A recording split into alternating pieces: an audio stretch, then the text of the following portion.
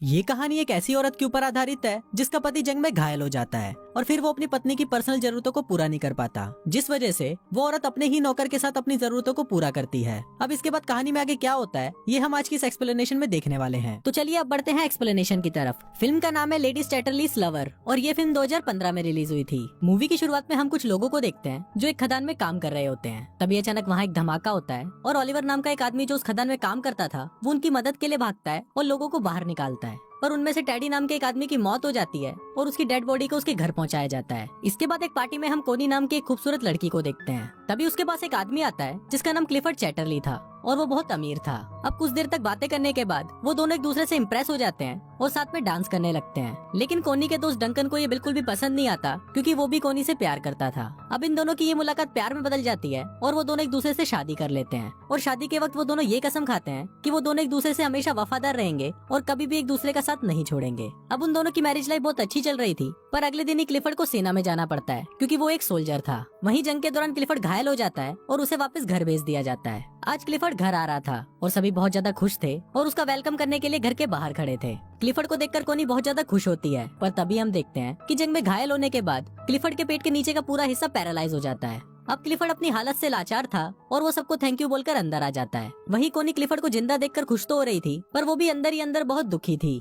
उनकी खुशियों भरी जिंदगी में कभी ऐसा मोड़ भी आएगा ये किसी ने सोचा नहीं था। इसी बात से दुखी होकर क्लिफर्ड खुद को मारने की कोशिश भी करता है, पर तभी कोनी उसे रोक लेती है और वो उसे विश्वास दिलाती है कि वो हमेशा उसके साथ रहेगी। अब इसकी दूसरी तरफ हम ओलिवर को देखते हैं जो अपनी मंगेतर को लेटर लिख रहा होता है। इस बार ओलिवर किसी खदान में काम नहीं कर रहा था, बल्कि इस बार वो जंग में था। कुछ दिनों बाद जब ओलिवर अपने घर आता है तो वो अपनी मंगेतर को किसी दूसरे आदमी के साथ देख लेता है और वो उससे बिना मिले ही वहाँ से चला जाता है। कुछ दिनों बाद ओलिवर काम मांगने के लिए क्लिफर्ड के पास जाता है। फिर जब क्लिफर्ड उससे बात कर रहा होता है तब उसे पता चलता है कि ओलिवर जंग में उसी के अंडर काम कर रहा था। क्लिफर्ड इससे काफी इम्प्रेस होता है और वो ओलिवर को उनके पक्षों का ख्याल रखने का काम देता है। अपाहिज होने की वजह से क्लिफर्ड अपने लिए एक गाड़ी खरीदता है और जब वो उसमें बैठकर घूमता है तो उसे लगता है कि मानो उसके पैर वापस आ गए हैं। फिर एक दिन वो कोनी के साथ ओलिवर के पास जाता है। ओलिवर जंगल में बने हुए एक कॉटेज में रहता था और पक्षियों की देखभाल करता था। वहाँ पहली बार कोनी ओलिवर को देखती है। वहाँ से वापस आते वक्त कोनी ओलिवर को इशारा देती है, पर ओलिवर उसे समझ नहीं पाता। अगले दिन एक मेड कोनी के पास आती है और उसे बोलती है कि ओलिवर अपने कॉटेज की चाबी मांग रहा है। इस पर कोनी खुद उसे चाबी देने के लिए उसके पास जाती है।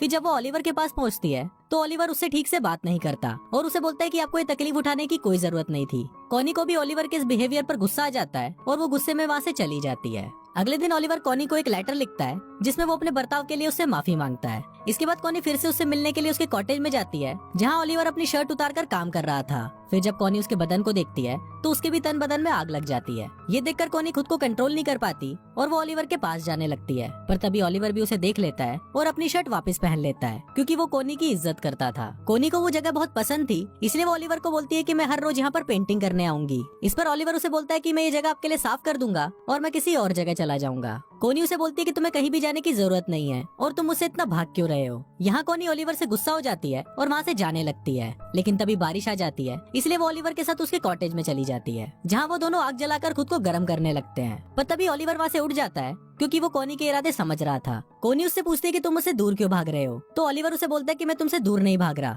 बस मैं डर रहा हूँ क्योंकि अगर क्लिफर्ड को हमारे बारे में पता चल गया तो मेरी नौकरी चली जाएगी। अब क्योंकि ओलिवर ने कोनी को गर्म करके ठंडा ही छोड़ दिया था, इसलिए वो वहाँ से अपने घर चली जाती है। एक दिन कोनी क्लिफर्ड को बोलती है कि मुझे बहुत अफसोस है कि हमारा कोई बच्चा नहीं है। इस पर क्लिफर्ड उसे बोलता है कि मैं बहुत कोशिश कर रहा हूँ और वो अपने शरीर को ठीक करने के लिए उस पर करंट के झटके देने लगता है। क्लिफर्ड दर्द से बहुत चिल्ला रहा था और फिर जब आखिरी में कोनी से उसका दर्द देखा नहीं जाता तो वो क्लिफर्ड को रोक देती है। अब क्लिफर्ड इस काम में नाकाम हो गया था, इसलिए वो रोने लगता है। अब इसके अगले दिन कोनी जंगल में जाती है और वहाँ पर बैठकर एक डायरी पढ़ने लगती है, पर तभी उसे ओलिवर के काम करने की आवाज सुनाई देती है और वो तुरंत उसके पास चली जाती है। जहाँ पहुंचकर वो छोटे चूजों को देखती है और उनको देखकर रोने लगती है। उन बच्चों को देखकर वो अपने बच्चे को याद करती है जो शायद अब कभी भी पैदा नहीं होगा। अब कोनी को रोता हुआ देखकर ओलिवर उसके पास आता है और उसे गले लगा लेता है। अब ओलिवर भी कोनी को पसंद करने लगा था, इसलिए वो उसे अपने साथ अपने कॉटेज में ले जाता है जहाँ वो दोनों घपाघप करते हैं। अब कोनी पूरे दिन ओलिवर के साथ ही रहती है और फिर जब शाम होने को आती है तो ओलिवर उसे घर छोड़ने उसके साथ जाता है। जाने से पहले कोनी ओलिवर से पूछती है कि तुमने जो किया है क्या तुम्हें उसका कोई पछतावा है, जिस पर ओलिवर उसे बोलता है कि नहीं, मैं तुमसे प्यार करने लगा हूँ और अब तुम सिर्फ मेरी हो।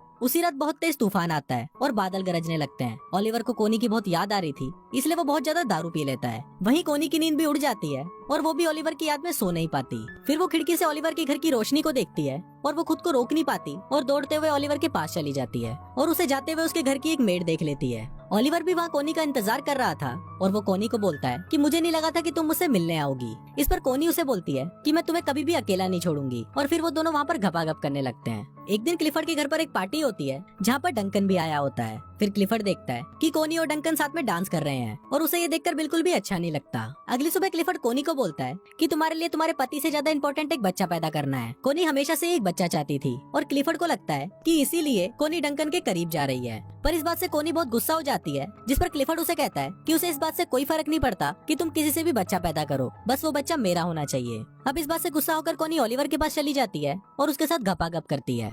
एक दिन कोनी को पता चलता है कि वो प्रेग्नेंट है तो वो इस बारे में क्लिफर्ड को बताती है। क्लिफर्ड ये सुनकर बहुत खुश होता है और वो कोनी से उस आदमी का नाम पूछता है, पर कोनी उस आदमी का नाम उसे नहीं बताती। एक दिन क्लिफर्ड ओलिवर से मिलने उसके पास जाता है और वो कोनी को भी अपने साथ चलने को बोलता है। अब वो दोनों जा ही रहे होते हैं पर तभी ओलिवर पीछे से आता है और वो कोनी को किस करने लगता है। अब ये दोनों किस कर ही रहे होते हैं पर तभी क्लिफर्ड कोनी को आवाज लगाता है। दरअसल क्लिफर्ड की गाड़ी कीचड़ में फंस गई थी। तभी वहाँ पर ओलिवर आता है और वो उसकी गाड़ी को धक्का लगाने लगता है, पर इसी दौरान वो जोर जोर से खांसने लगता है। दरअसल ओलिवर जब खदान में काम करता था तो उसके लंग्स खराब हो गए थे। अब फाइनली ओलिवर उसकी गाड़ी को कीचड़ से निकाल देता है और खांसता हुआ वहाँ से चला जाता है। थोड़ी देर बाद कोनी ओलिवर के पास आती है तो ओलिवर उसे गुस्से में बताता है कि उसने 12 सालों तक उनकी खदानों में काम किया और अपने लंग्स खराब किए और इसके बाद उसे जंग के लिए फ्रांस भेज दिया गया। वो बोलता है कि मेरी लाइफ तुम लोगों जैसी नहीं है, इसलिए तुम अपने पति के पास चली जाओ। अब एक दिन कोनी की मेड मिस बोल्टन ओलिवर के कॉटेज में आती है जहाँ उसे कोनी की डायरी मिलती है और उस डायरी को देखकर उसे समझ आ जाता है कि कोनी के पेट में जो बच्चा है वो ओलिवर का है। एक दिन क्लिफर्ड आने वाले बच्चे की खुशी में अपने घर पर एक पार्टी रखता है, पर तभी वहाँ पर मिस बोल्टन आती है और वो क्लिफर्ड को बता देती है